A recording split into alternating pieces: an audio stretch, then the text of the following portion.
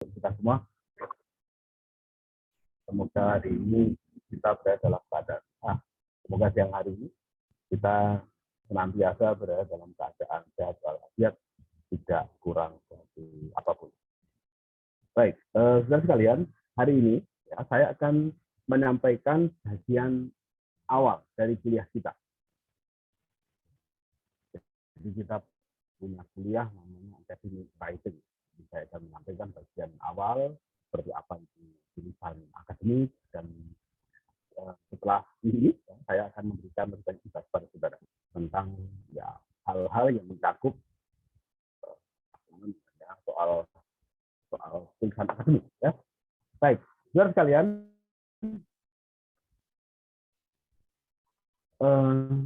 saya pada waktu berkenalan dengan saudara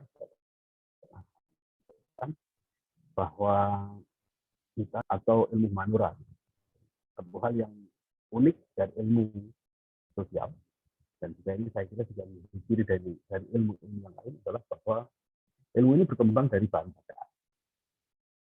Jadi orang membaca, lalu mencerna, lalu setelah mencerna dia kemudian membuat tulisan, lalu dibaca orang dan orang menulis lagi. Itu sehingga ada akumulasi pengetahuan, ada akumulasi ilmu yang dikembangkan oleh banyak orang.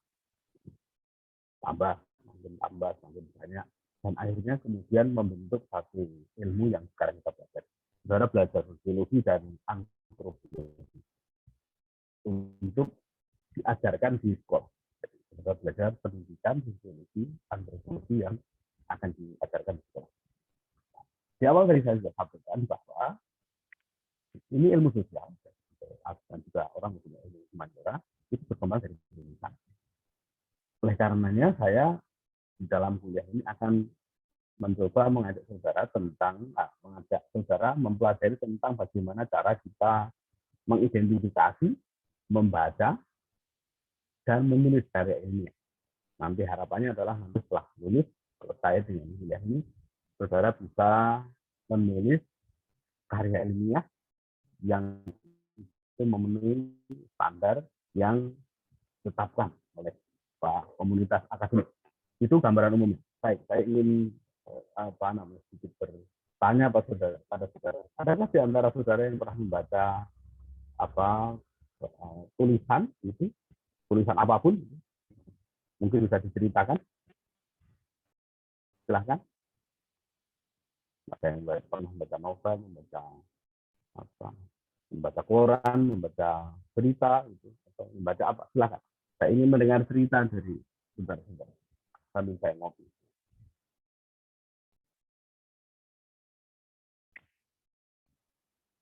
Tidak ada yang pernah membaca. Ada, Pak. Oh ya, baik. Ya, apa yang saudara baca? Saya baca jurnal antropolinguistik, Pak. Antropolinguistik. Baik, apa yang saudara baca di situ? Yang saudara Itu temukan? kajian tentang bahasa Jawa, Pak. Jawa Panaragan, Pak. Keunikan bahasa Jawa Panaragan. Ya.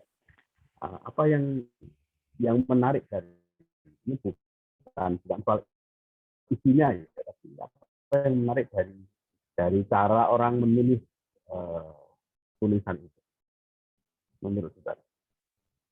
Bahasanya menurut saya relatif mudah dipahami, Pak. Oke, lalu apalagi dipahami lagi?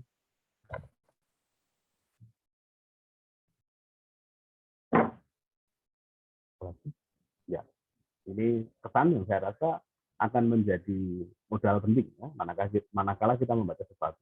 Jadi ketika kita mencerna satu bacaan itu seringkali pada bagian awal kita sudah kehilangan minat terlebih dahulu karena yang kita baca itu membosankan atau terlalu rumit untuk kita pahami.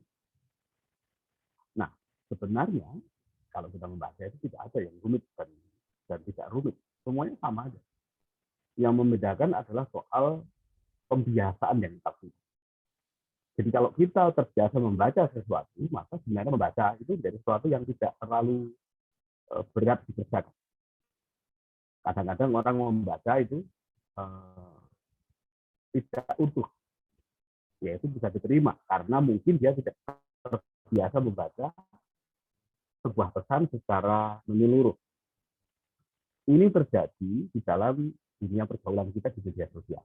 Saya tidak tahu apakah ada di antara kita itu yang senang, yang pernah atau pernah mengalami gitu, menerima judul sebuah berita yang diloper ke sana kemari. Saya kira pernah, ya, di grup WhatsApp. Jadi orang kemudian hanya menyuguhkan bagian awal atau menyuguhkan covernya saja, lalu disebarluaskan ke sana kemari. Orang yang tidak terbiasa membaca, maka dia akan langsung mengambil kesimpulan. Apalagi kalau kemudian yang disebarkan itu dia hanya berupa screenshot dari sebuah berita. Dia kemudian tiba-tiba mengambil kesimpulan, wow ternyata dia jahat, oh ternyata dia kejam, ternyata ini karena sebagainya. Nah, kalau kita terbiasa membaca, maka begitu kita menerima satu loperan, maka kita dan juga tidak dengan serta-merta mengoperkan lagi loperan itu ke orang lain. Bahkan kadang-kadang kan kita menjadi kadang-kadang merasa bangga kita bisa meloper sebuah berita. Nah, ini penting ya, karena apa?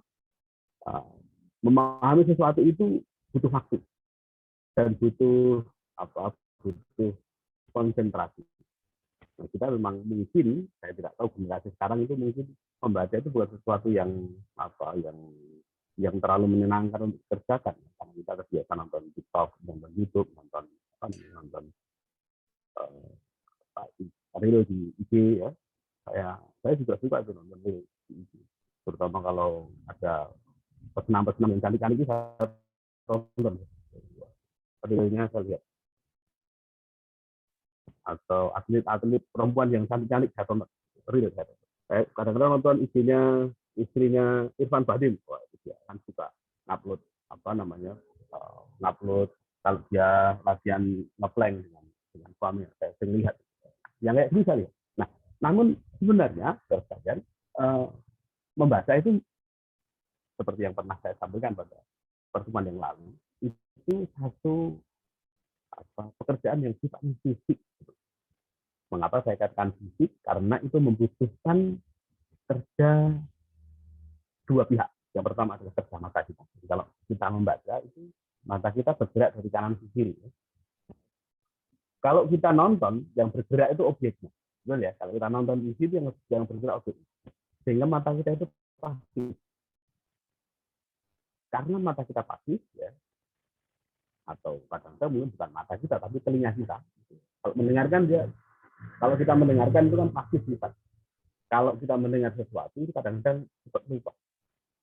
Tapi kalau kita membaca sesuatu itu biasanya ada memang yang kita lupakan, namun pasti ada di antara yang kita baca itu kemudian terpisah di dalam benak kita. Nah, sebenarnya proses terkumpulnya pengetahuan di dalam pikiran kita adalah dengan cara seperti itu. Saya membaca, kemudian yang saya baca itu mungkin saya membaca 10 halaman, saya cuma 2 halaman. Ya enggak apa, enggak perlu disesati, enggak perlu diratapi ya, karena memang kemampuan kita itu terbatas. Namun kita harus optimis bahwa sebetulnya asalkan kita tidak berhenti membaca, maka yang semula hanya kita pahami 2 dari 10 halaman tadi, secara perlahan-lahan akan kita peroleh pemahaman secara utuh. Mungkin kita akan mendapatkan pemahaman bukan dari bacaan itu, namun dari bacaan-bacaan yang lain. Atau kita akan dapat pemahaman barangkali dari orang-orang lain yang membaca tulisan ini. Jadi saya dulu yang saya lakukan waktu kuliah di S1 dan S2 di UGM, jadi saya dengan teman-teman itu mengadakan arisan bacaan. Arisan itu artinya ya kita berenam itu kita membaca satu tulisan. Biasanya tulisannya sekitar 15 halaman. Lalu kita ketemu satu hari Rabu malam kita ketemu. Jadi karena kita habis itu main kartu remi yang biasa kan. Setelah kita baca itu kita main kartu sampai pagi malam Kamis malam. Yang kita lakukan apa? Jadi kita kemudian membaca 15 halaman tadi lalu kita bercerita tentang apa yang kita baca. kepada grup kita. Saya kemudian mulai bercerita, saya membaca ini. Lalu teman saya yang kedua dia akan mengatakan, ya, saya membaca bagian ini dan ini. Sekalipun kita membaca semuanya secara utuh gitu, sama-sama, namun kami yang kita pahami dari sekian banyak bacaan, dari sekian panjang bacaan itu mungkin hanya sebagian, dan memang seperti itu. Nah, kemudian setelah saya menyampaikan apa yang saya baca, yang saya pahami, kemudian orang lain menyampaikan apa yang saya pahami, lalu 6 orang ini sama-sama menyampaikan apa yang kita pahami, akan kita peroleh satu pemahaman yang lebih baik daripada sebelumnya. Nah, kemudian itulah kita mulai diskusi. Dari diskusi kemudian akan muncul satu pemahaman yang itu. Oleh karenanya, saya nanti kalau saya boleh menyarankan pada saudara, mumpung masih muda, mumpung masih semester 1 itu, habiskan waktu untuk diskusi. Sekarang ada banyak media yang bisa kita gunakan. Saudara bisa gunakan Google Meet, bisa gunakan Zoom atau media apapun yang bisa saudara pergunakan untuk bertemu secara rutin dengan grup saudara. Buat grup kecil, 6 orang, 7 orang itu ketemu secara rutin. Kita membaca satu artikel, membaca satu subbab dari buku, ya, atau mungkin membaca 20 halaman dari sebuah buku. Lalu kita membicarakan apa yang kita baca. Dari situlah kemudian pengetahuan berkembang, dan kemudian kita menjadi semakin mumpuni dalam kaitan dengan penguasaan ilmu yang kita pelajari. Ini gambaran awalnya. Saudara sekalian, kita hari ini akan membicarakan tentang hal-hal dasar dalam kaitan dengan writing. Nah, saudara sekalian, saya akan menyampaikan 5 hal. Yaitu, yang pertama, saya akan memaparkan apa itu tulisan akademik, definisinya apa. Lalu saya akan sampaikan ciri-cirinya apa, sistem. Dan yang bagian terakhir, saya tidak terlalu dalam bahas. Kita akan mencoba lebih banyak membicarakan tentang bagian 1, 2, sampai dengan yang keempat. Ya. Baik, saudara sekalian, apa itu karya ilmiah? Jadi sebenarnya karya ilmiah itu sederhana saja. Dia adalah karya tulis yang menyajikan gagasan, pikiran, kita punya ide, atau kita menggambarkan sesuatu, atau kita memecahkan sebuah masalah. Apa contoh? Penyajian gagasan. Kita punya ide tentang persoalan yang dihadapi oleh mahasiswa ketika mereka harus kuliah secara daring seperti ini. Ini bisa menjadi tema yang menarik.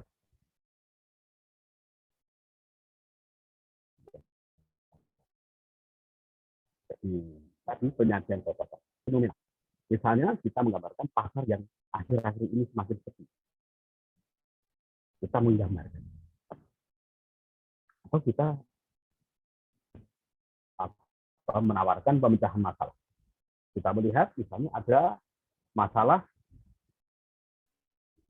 yaitu semakin tidak mudahnya petani di dalam meningkatkan kesejahteraan. Itu masalah. Lalu kita menawarkan bagaimana cara mengatasi masalah itu. Itu unsur pertama. Yang unsur yang kedua adalah dia ditulis secara sistematis. Ngantuk ya. Nah, tidak ngantuk ya. Ya. Nggak apa-apa ya. Jam segini memang jamnya ngantuk, nggak apa-apa. Nah, ya. Ya, nggak apa-apa. Maaf ya Pak. Apa? Nggak bisa. Tidur aja boleh kok, nggak apa-apa. Saya kalau kuliah di kelas ini, mahasiswa saya biarkan. Saya kasih kebebasan mahasiswa saya untuk melakukan apapun di kelas. Dia mau bawa makanan itu boleh, dia makan, saya dari rumah dia makan boleh dimakan di ruang kelas. Kalau kuliah saya ya, tapi jangan bandingkan dengan kuliah yang lain. Ada lagi yang bawa minum, ya tidak apa-apa, bawa minum boleh, asalkan nggak sampai berlebihan ya. Misalnya dia habis makan tahu itu lalu dia sendawa tahu, dan ada orang yang sendawanya kayak gitu ya, ada yang kayak gitu ya, jangan berlebihan. Yang ketiga, tidur boleh. Kuliah saya itu biasa. Mahasiswa tidur itu saya biarkan karena memang itu hak setiap orang ya. Mereka berhak untuk boleh tidur, boleh juga sambil upload Instagram, boleh. Selfie gitu, lalu kemudian kuliah pertama lalu dia akan menampilkan apa realnya di Instagram. Kadang-kadang juga dia nanggepi apa. Ada yang pernah itu yang gokil banget, itu ngirim video waktu saya ngajar, lalu ditulis digambar di timeline-nya. Lalu orang pada nanggepin itu satu kelas. Jadi biasa itu mahasiswa saya masih gitu, macam-macam. Nah, nggak apa-apa. Yang penting tidak ganggu orang lain. Itu aja yang penting. Jadi kalau saya itu dosen yang paling sering usir mahasiswa karena kadang-kadang mahasiswa itu ganggu temennya. Misalnya apa yang ajak ngobrol, itu nggak boleh. Tapi kalau asalkan dia tidak ganggu orang lain, boleh melakukan apa ya. Itu kuliah di perguruan tinggi, khususnya kelas saya. Jadi kalau kelas lain saya enggak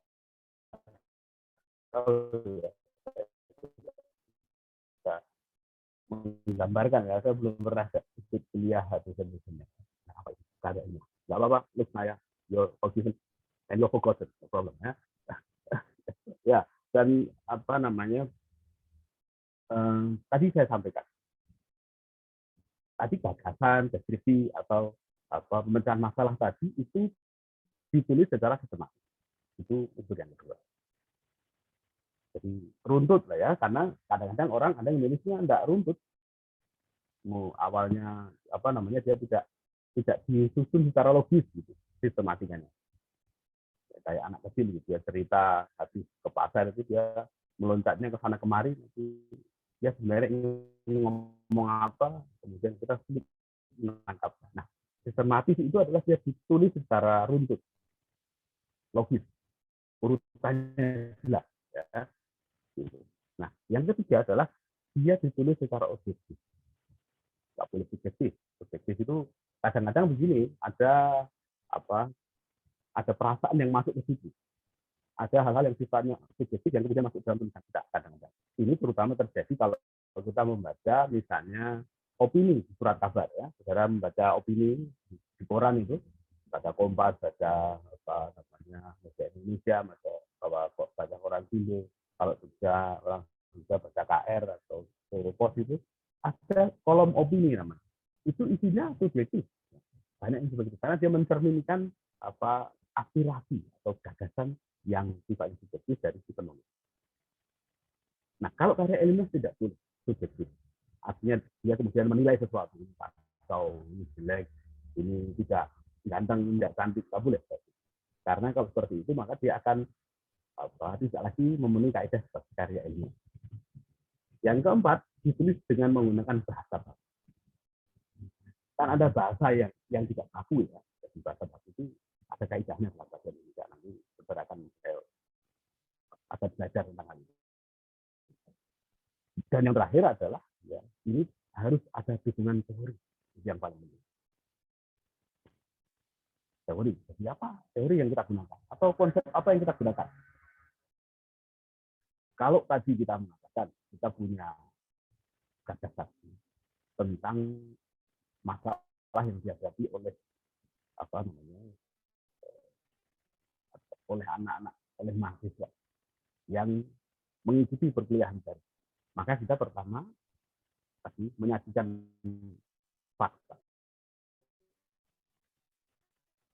Fakta adalah kalau itu ada yang hidup tanggal. Sebenarnya, jadi tidur. Istilahnya mungkin sadar. Ada yang kuliah daring di Sambi, ada yang sambil jualan. Ada yang jualan apa? Dia lagi di warung gitu ya, sambil kuliah online.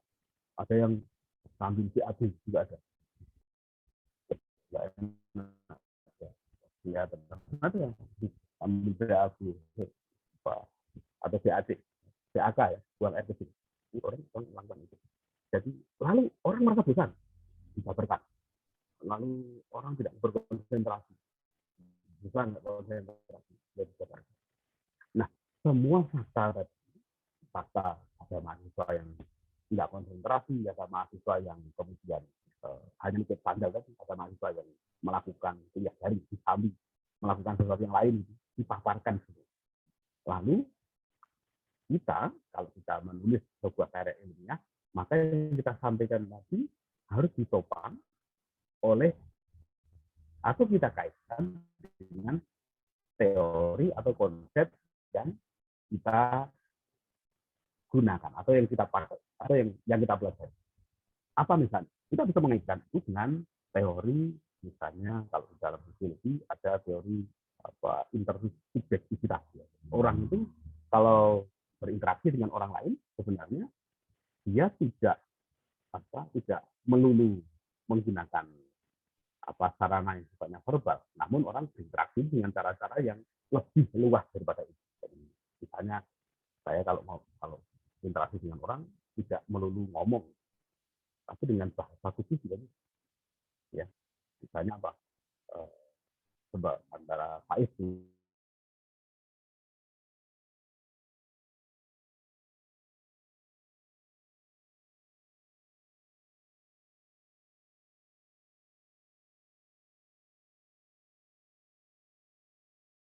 dengan Nabi Nuh saya itu suatu kali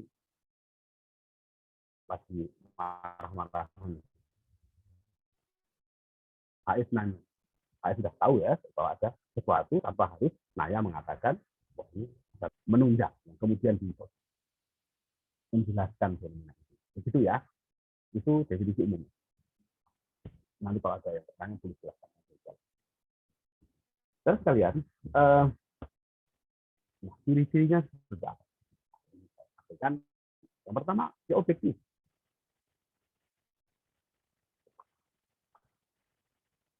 Objektif itu artinya tidak boleh mencampurkan, tidak boleh masukkan hal-hal yang itu melibat, yang di dalamnya ada cara pandang kita yang merupakan atau cara pandang yang dia. Sebagai contoh, kita ingin mengatakan, kita melihat di jalan raya itu jalannya ramai. Ya. Kita nggak boleh menulis orang naik kendaraan ugal-ugalan. Boleh. Karena kalau kita mengatakan ugal-ugalan, apa ukuran ugal-ugalan? Buat saya naik motor 100 km itu ugal-ugalan. Tapi bagi anak-anak muda, dan untuk anak saya itu 150 itu masih enteng itu.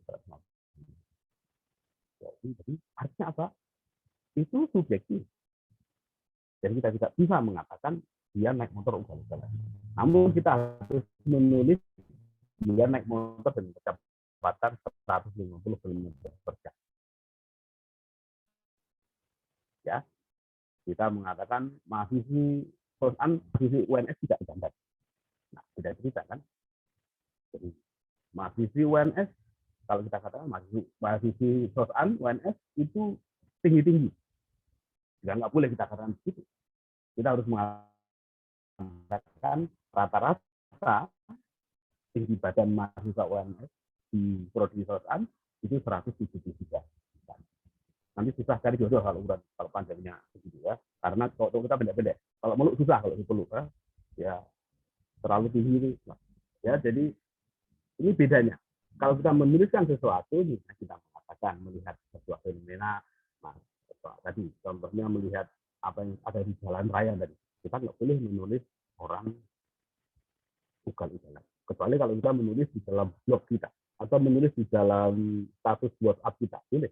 Karena itu sebuah karya ilmiah nggak boleh kita mengatakan anak-anak muda itu motor ugal-ugalan.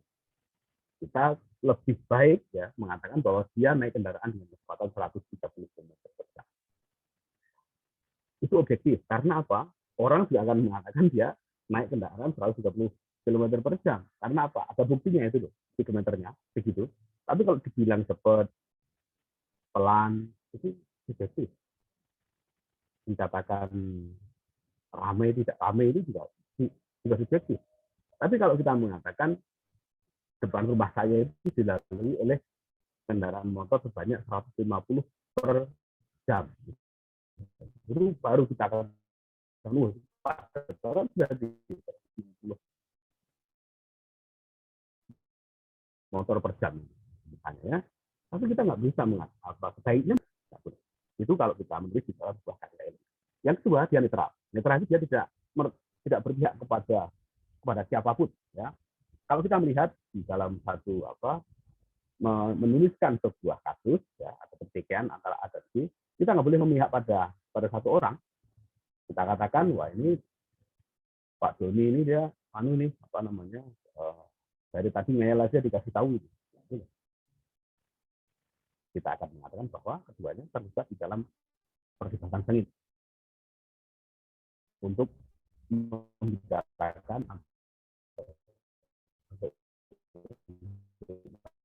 menentukan gimana batas di antara kedua orang.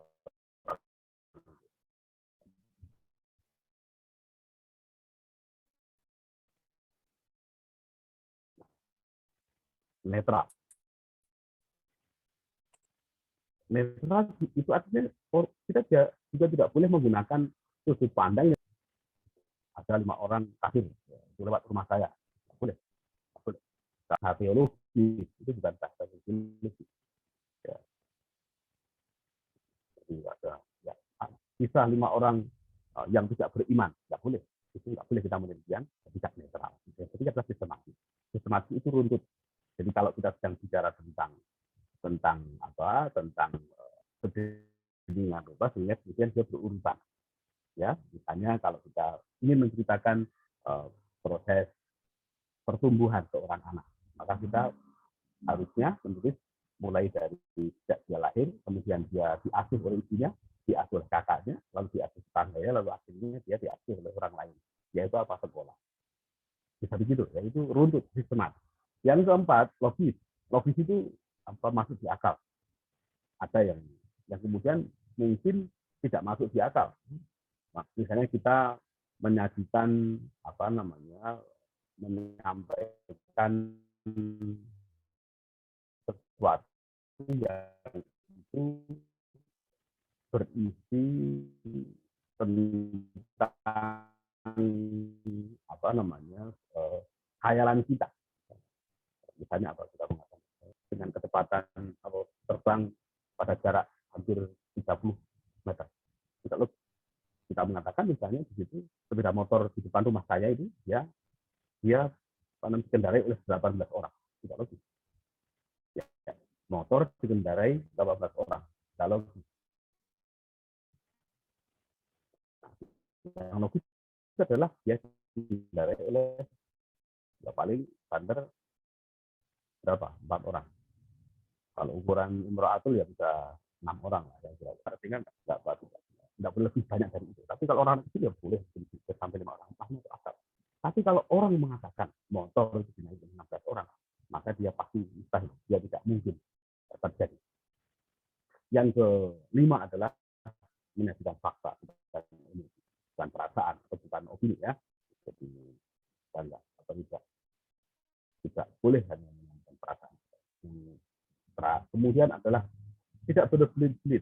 Nanti kita akan melihat bahwa dalam tulisan ilmiah itu orang biasanya menulis secara to the point, terus terang ya. Nah, supaya juga hubungan kita itu kan berbelit-belit artinya jangan sampai kemudian itu dilakukan pada saat kita menulis sesuatu. Gunakan pernyataan-pernyataan yang itu kemudian langsung menyasar kepada poin yang ingin kita tuju. Itu. Nah, yang terakhir adalah menggunakan ragam bahasa yang sifatnya formal. Ragam formal karena ada ragam bahasa tulisan dan ada ragam bahasa lisan. Kalau yang saya katakan ini adalah ragam bahasa lisan. Kalau saudara ingin melihat ragam bahasa tulisan, silahkan baca. Ada satu, kalau baca koran, saya senang membaca Kompas.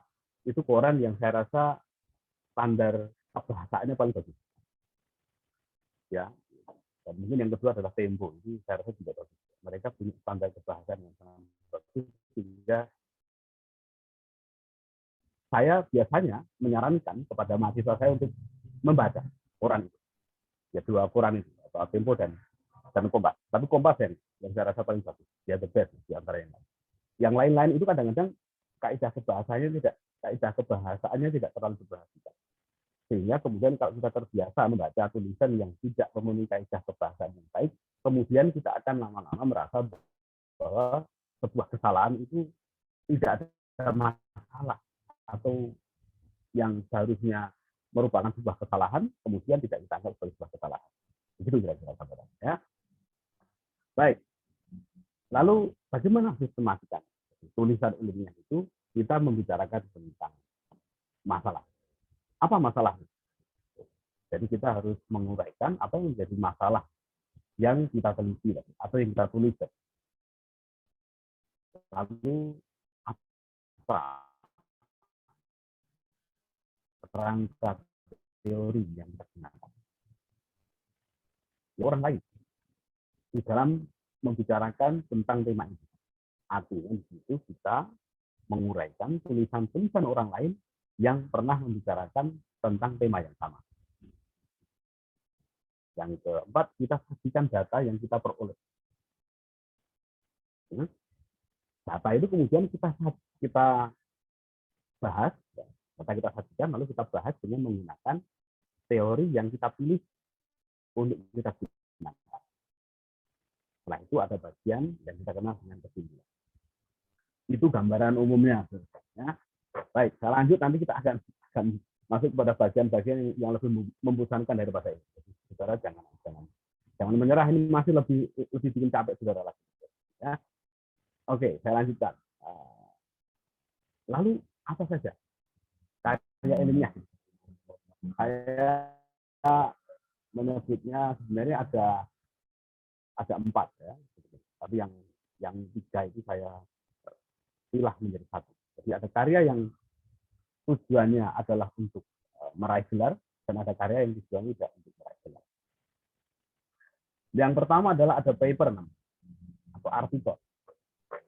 Nanti akan saya tunjukkan seperti apa itu artikel. Ini biasanya tulisannya pendek, ya, antara kalau di dalam ilmu alam itu biasanya sekitar 7 sampai 10 halaman. Kalau ilmu sosial biasanya antara 12 sampai dengan 20 halaman. Tulisannya pendek. Lalu ada yang kedua adalah ini, contohnya paper. Ini saya menulis tahun 2018.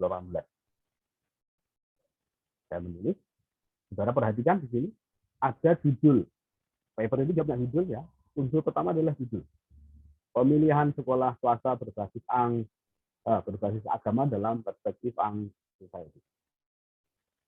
Ini judulnya. Lalu ada nama jurnalnya di atas. Jadi ini ada artikel, ada jurnal. Jadi jurnal itu adalah majalah tempat diterbitkannya sebuah tulisan. Itu namanya jurnal. Ya, ini judul, itu jurnalnya yang di atas. Nama jurnalnya CSW, Jurnal Sosiologi Wali Songo. Ya. Lalu ada nama penulis. Ada Mas Nur Hadi di bawah sini. Ya. Kalau di UGM, dosen dipanggil Mas. Di tempat kita nggak ada yang mau manggil Mas. Biar kelihatan muda. UGM itu kalau manggil dosennya itu Mas. Kalau saudara kuliah di Fakultas Ilmu Budaya atau Fakultas Ilmu atau Fisipol di UGM itu mahasiswa baru itu manggil dosennya Mas. Anak saya itu manggil dosennya yang umurnya lebih tua dari saya itu dipanggilnya Mas. Ada Mas Najib. Diajar sama Mas Najib. Nah, ya ini ada nama jurnal adalah Jurnal Sosiologi Wali. Lalu ada judul dari tulisan saya, dari tulisan itu namanya tadi yang saya kasih tanda merah itu. Lalu ada nama penulis. Yang ketiga adalah ada volume dan halaman. Volume, nomor, dan halaman. Volumenya adalah volume 2, nomornya nomor 2, ada tahun, saya lupa tadi mencantumkan, tahun 2018, dan ada nomor halaman. Jadi yang 203 sampai 216 itu adalah nomor halaman. Dengan demikian kalau kita membaca majalah tadi, jurnal tadi, kita akan mendapati pada halaman itu ditemukan tulisan saya. Nah, sekalian saya ingin sampaikan. Mahasiswa sosial sebagian besar yang lulus pada 2019 sampai dengan 2020 ini, banyak di antara mereka yang selesai kuliah tanpa ujian skripsi. Jadi mereka itu menulis artikel seperti ini contohnya. Lalu artikel itu diterima untuk diterbitkan di jurnal ilmiah yang berstandar internasional. Yang berstandar nasional. Ya.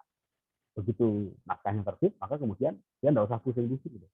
Dia tinggal store dokumen, lalu kemudian menulis skripsinya ditulis lalu ada dokumen kelengkapan ujian. Lalu dia cukup datang dengan kelengkapan ujian, lalu penguji akan mengatakan saudara lulus tanpa harus ditanya macam-macam dan dikasih nilai A. Itu proses kita.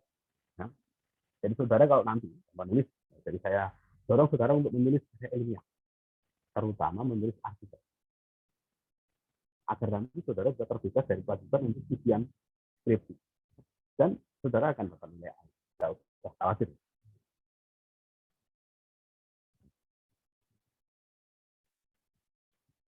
Baik. Lalu apa isi dari paper itu? Ada judul tadi, ada abstrak.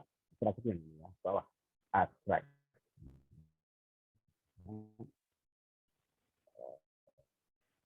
Oke, lalu ada pendahuluan. Ada metode, ada hasil dan pembahasan, dan ada kesimpulan. Sebenarnya mirip dengan tulisan dengan tulisan lain yang versinya panjang. Mirip dengan ya, namun dia lebih ringkas. Jadi kalau saudara membaca skripsi, ya isinya ya kurang lebih kayak gitu. Ada pendahuluan, ada metode, ada hasil pembahasan, dan ada kesimpulan. Itu skripsi. Tesis juga mirip-mirip dengan. Kalau saudara kuliah di Amerika, di Cornell University, saudara menulis tesis S2 itu hanya 32 halaman. Disertasi di sana itu hanya 52 halaman. Hanya paling banyak 60 halaman. Itu biasa. Begitu pula kalau saudara kuliah di Inggris, ambil S2 di Inggris, saudara akan mendapati situasi seperti itu.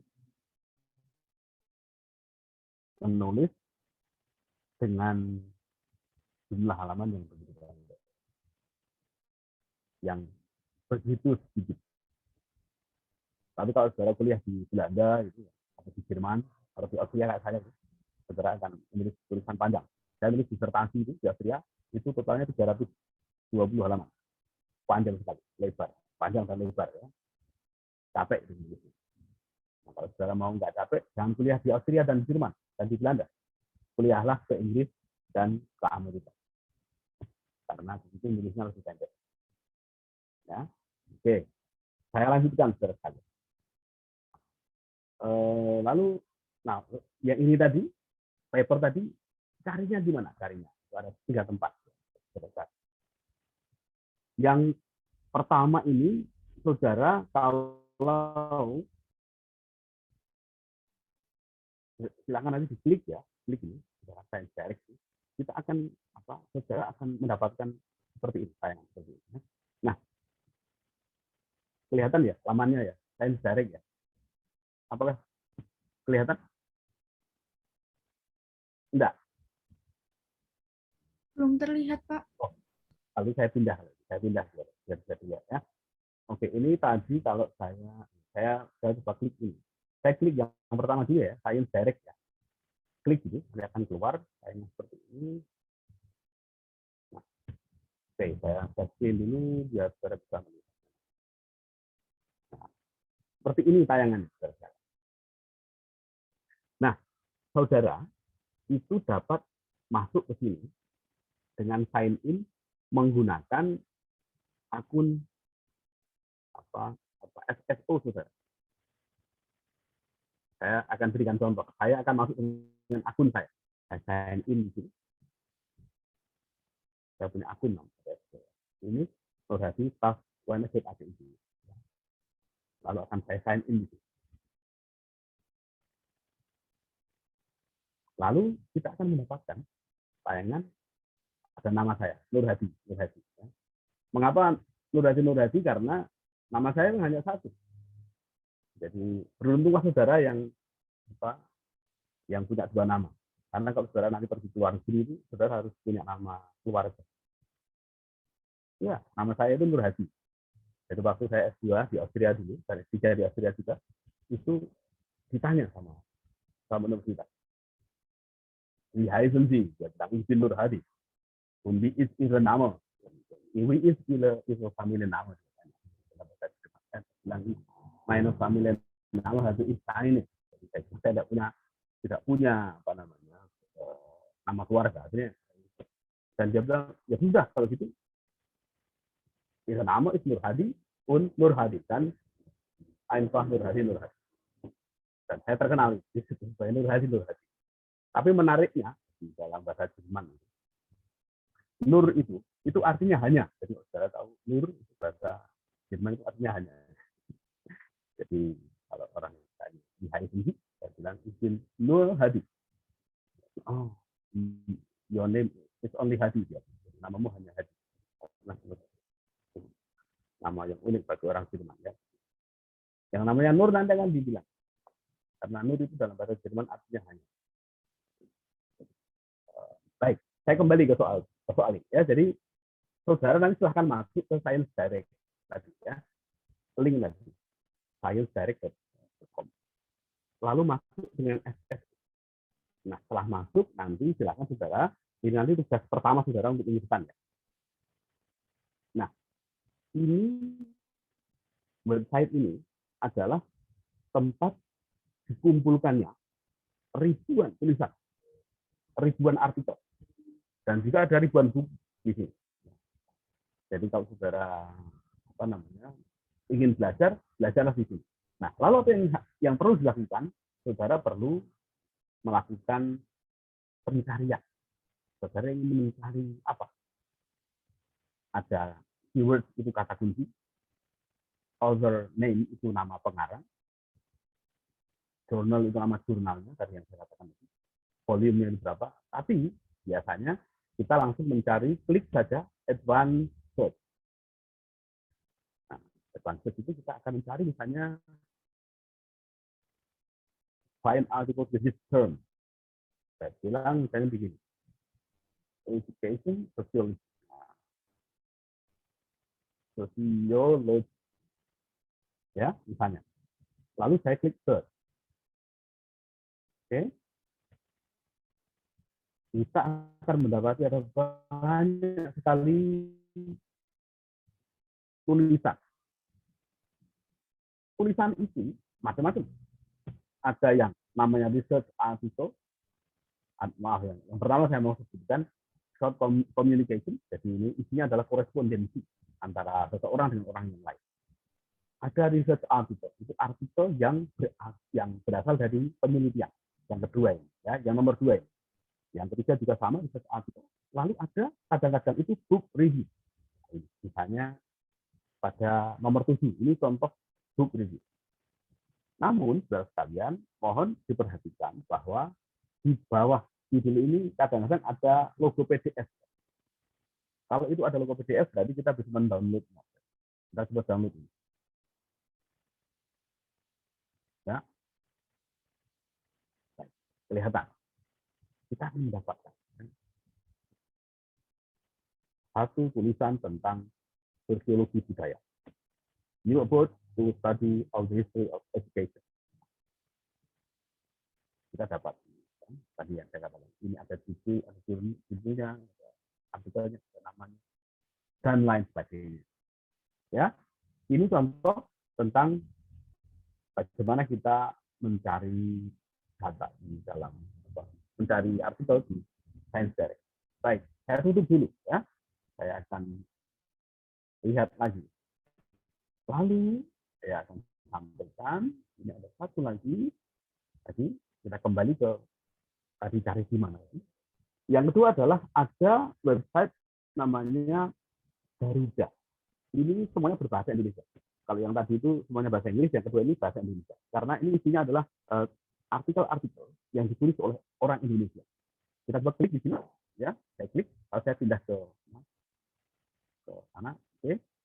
Saya akan stop share, lalu saya buka yang tadi, nah, akan ketemu seperti ini. Kalau untuk ini, saudara tidak perlu login sama sekali, tidak perlu sign in. Tapi saudara bisa mencari di sini. Ya. Saudara misalnya boleh mencari advanced, kita klik ya. Kita boleh memilih apakah pengarang, kita klik author, kita cari misalnya nama siapa, Hasina, siapa tahu ada ya. Ini ada, kita lihat. Nah, ini ada ya. Ada di sini. 9 dokumen. Kita klik di sini. Ya. Kelihatan di sini ya. Ada beberapa tulisan yang ditulis oleh Yohanes.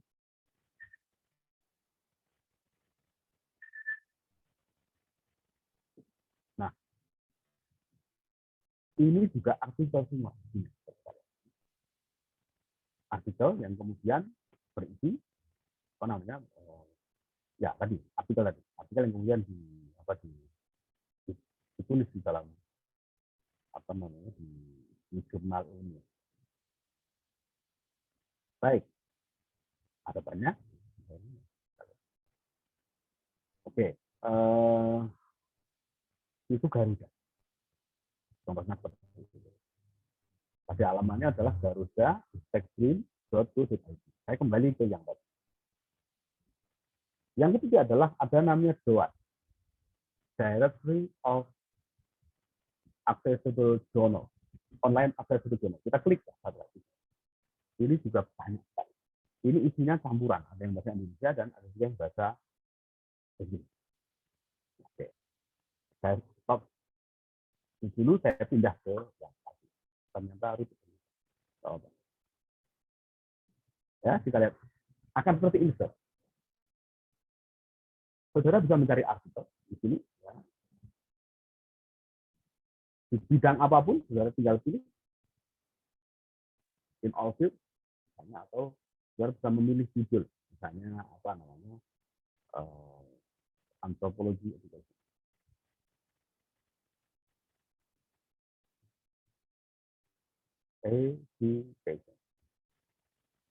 Ini kita cari di sini. Atau kita cari nggak judulnya, tapi dari subjeknya, ya. Coba lihat. Search. Ada enggak ya? Tuh ada ternyata. Kebanyakan. Ada 300 artikel yang terindeks.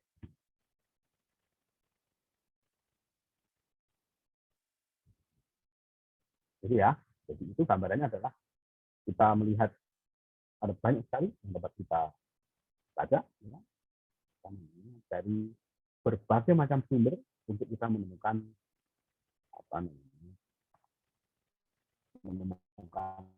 artikel ilmiah. Baik, kalian ini contoh tentang karya ilmiah yang berupa artikel. Saya lanjutkan juga dan kenapa sebanyak. Baik, saya akan cepat aja. Baik, ini lokasi-lokasi atau website tempat saudara bisa mencari artikel ilmiah. Sebenarnya ada satu lagi tempat yang kita bisa mencari buku sebetulnya. Namanya Google Buku namanya. Tapi memang sayangnya adalah Google Book itu dia tidak menayangkan keseluruhan isi buku itu secara utuh. Dia menampilkan beberapa bagian dari isi buku. Nanti akan saya beritahu nanti. Baik. Nah, lalu kita lanjutkan. Nah, ini tadi yang saya katakan ada skripsi, tesis, dan disertasi. Skripsi ditulis oleh mahasiswa yang akan mendapatkan gelar sarjana. Tesis ditulis oleh mahasiswa yang akan mendapatkan gelar master atau magister. Disertasi ditulis oleh mahasiswa yang akan mendapatkan gelar doktor. Saudara harusnya tuntas semua ini, satu S3. Ya, nanti puas hanya dengan di S1. Banyak hal yang bisa saudara dapat kalau saudara ambil S2 dan apalagi S3. Nah, buat kalian, setelah tadi saya sampaikan ada artikel, ada paper tadi, ada buku dan bunga rampai. Jadi buku itu ditulis satu orang, bunga rampai itu atau kita sebagian menyebutnya Kapita Selecta itu adalah kumpulan tulisan yang dimasukkan dalam satu buku. Pertanyaannya adalah seperti apa bentuknya? Kita lihat. Buku itu kira-kira seperti ini. Kita lihat yang sebelah kiri ini adalah judul ya. Judul dari buku itu.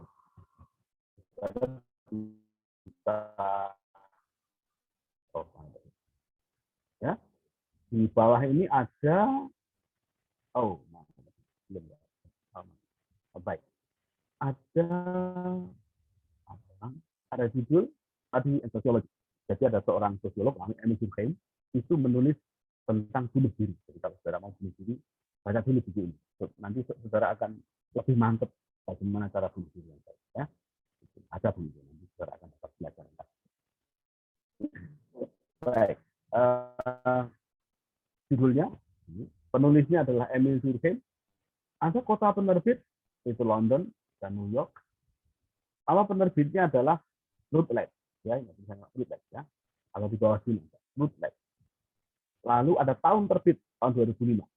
Jadi buku ini sebetulnya adalah terjemahan dari buku yang ditulis oleh Emil Durkheim, judul aslinya Le Suicide Etudes de Sociologie. Jadi itu tadi in sosiologi.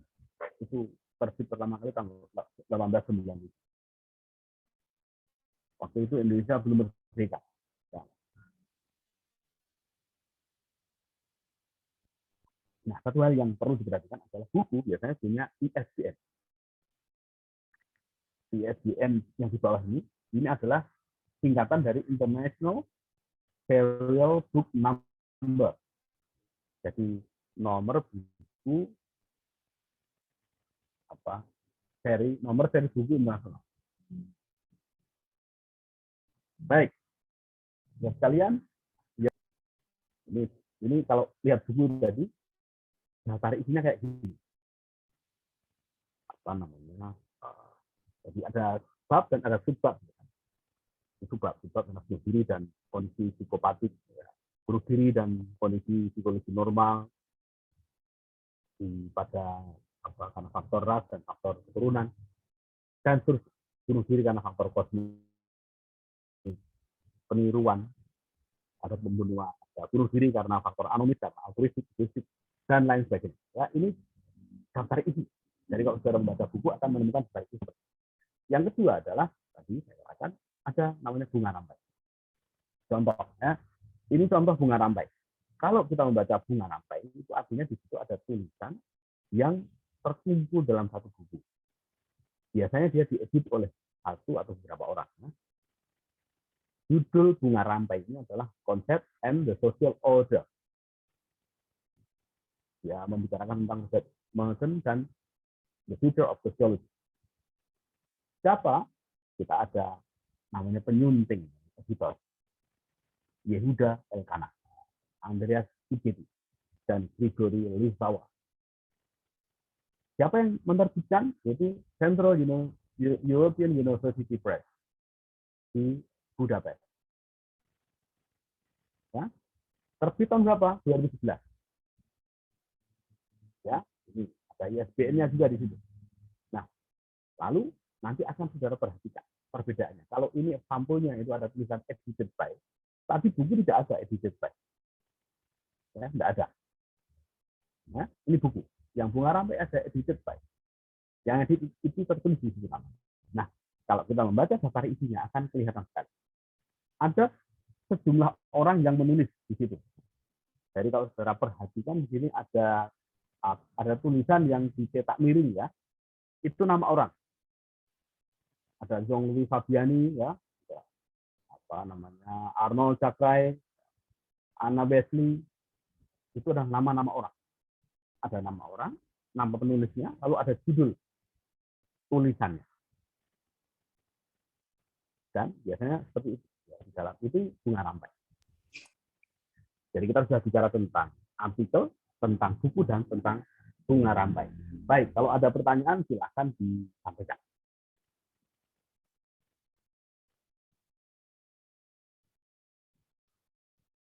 Saya ngopi dulu.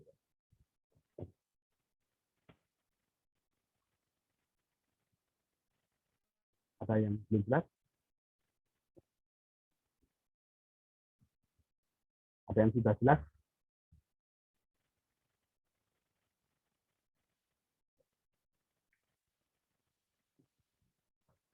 Kalau jelasnya berapa persen? 20%, 50%, atau 80%? Atau 100%? Baik, oke. Kalau ada pertanyaan, ada tugas buat saudara. Saudara sekalian, nanti minggu depan saya minta saudara itu mencari artikel. Kalau tadi ada yang bagian yang belum jelas tentang bagaimana cara artikel, nanti akan saya jelaskan lagi. Tapi ya harus ada yang tanya. Kalau nggak ada yang tanya, saya tugas saudara adalah mencari artikel. Saya memilih satu saja, nggak usah dua-duanya. Satu, nanti menjadi tugas individu. Oke. Ya, silahkan pilih nanti. Saya sarankan pilih aja yang Garuda dulu deh. Garuda.ristekstream.co.id. Lalu, ya saudara, saya minta untuk mencari ya dengan kata kunci. Mana ada? Oh, bentar ya.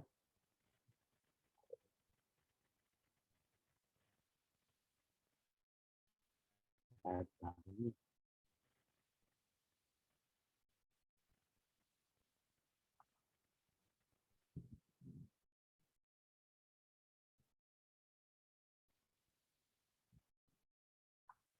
Oke, ini caranya.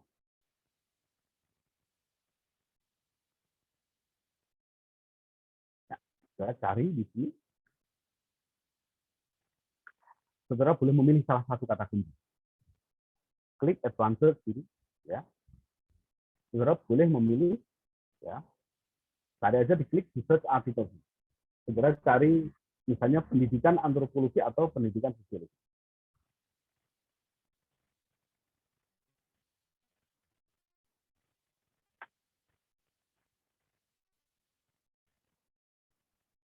Ya.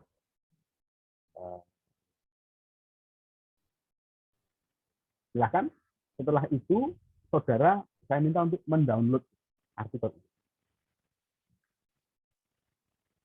Paham ya? Silakan nanti di di dalam saya ambil contoh misalnya ini ya. Doni Kusuma. Ya. Silakan nanti di-download. Setelah di-download, nanti silakan diunggah di di link Google yang disediakan oleh asisten saya. Saya yang akan membantu saya dalam kuliah ini adalah namanya Mbak Siva namanya. Silakan nyalakan kameranya. Lupa apa tadi. Mana tadi? Mungkin bisa nyalakan mikrofonnya. Ya, ini ya. Ini Mbak Siva yang ini. Ya, silakan nanti dia akan mengirimkan linknya nanti ke Facebook. Nanti tolong dimasukkan nama beliau, nama dia ke dalam grup kuliah kita, dan kemudian nanti ada link Google yang bisa di Google Drive yang akan disampaikan pada kalian. Ya, itu saya rasa tugas saudara adalah silakan nanti melakukan mendownload artikel dengan kata kunci pendidikan teknologi atau pendidikan antropologi.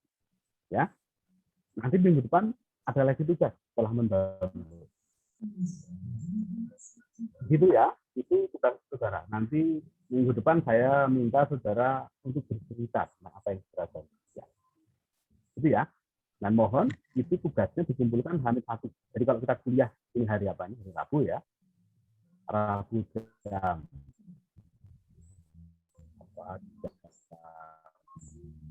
jam 2.30, maka saya mau tugas ini dikumpulkan pada maksimal lambat hari Selasa jam 2 siang. Ya. Dan dikumpulkan setelah jam itu saya tidak menerimanya. Saya akan tertolak. Atau terseleksi lah. Jadi terlambat. Misalnya jam 2 lebih 1 menit ya, sama aja hilang, sama aja tidak terpakai ya. Jam mengupload itu seawal mungkin. Setelah di-download, silahkan di-upload apa saja aplikasi. Nanti kemudian setelah itu saudara saya minta untuk menyampaikan apa yang saudara. Itu saya rasa kuliah kita hari ini. Namun kalau ada pertanyaan silahkan disampaikan.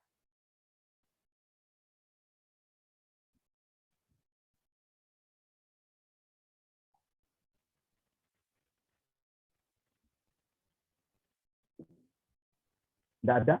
Jelas semua? Oke. Pak izin bertanya Pak. Silakan. Itu Ya, silakan. Yuk. Artikelnya atau kalau ada yang tidak sengaja sama tidak apa-apa.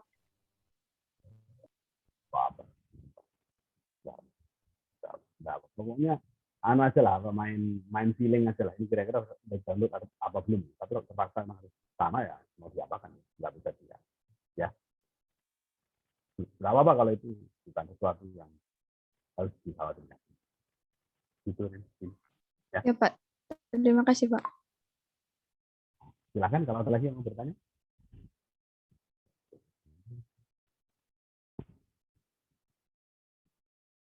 Kelihatannya ngantuk semua ini, kelihatan.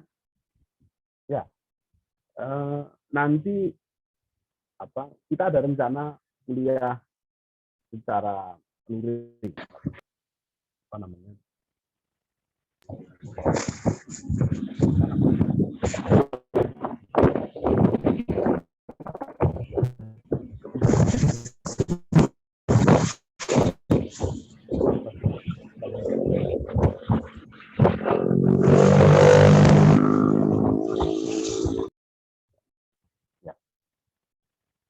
Semua apa? Anissa dijemput pacarnya, motornya. Atau Anissa menjemput pacarnya, misalnya motornya kan. Itu kayak motor Honda Astra Star kayaknya ya. Anissa ya. Tahun 94 itu. Kalian belum lahir sudah ada motor Astra Star. Baik, itu kalau ada pertanyaan lagi silahkan disampaikan.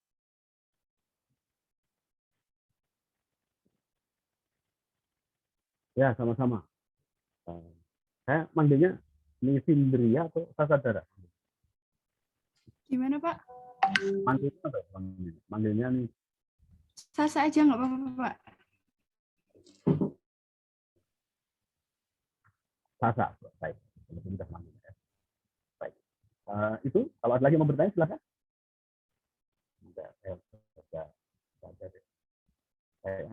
Ada yang ngechat di Bapak.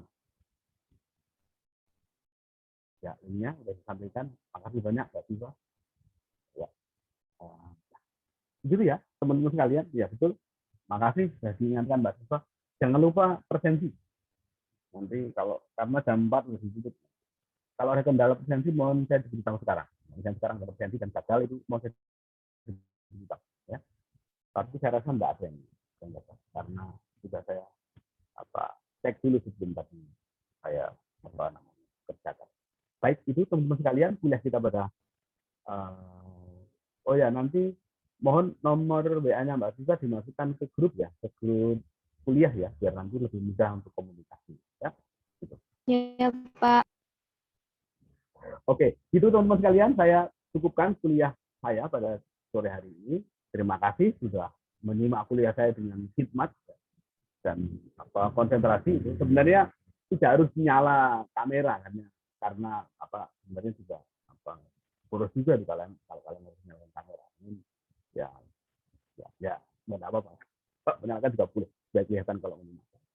Begitu saya sampaikan terima kasih dan mohon maaf kalau ada hal-hal yang mungkin kurang berkenan selama saya menyampaikan materi tadi. Namun kalau ada lagi yang ingin ditanyakan boleh tanya lewat grup nanti ya. Jangan tanya lewat pribadi karena saya khawatir terlompati pesannya kalau ada orang mengirim pesan ke saya ke WA saya itu karena saya kan apalagi kalau dia tidak terang, kalau namanya tidak tercatat itu kadang-kadang itu tidak tercatat. Tapi kalau di grup saya rasa saya akan membaca dan akan segera memberikan respon. Begitu saya rasa teman-teman sekalian yang dapat saya sampaikan. Kita ketemu lagi minggu depan, mudah-mudahan kita diberikan kesehatan dan kelonggaran waktu. Benar, Pak. Mari semuanya, saya tutup kuliah saya pada sore hari ini. Mari. Terima kasih, Pak.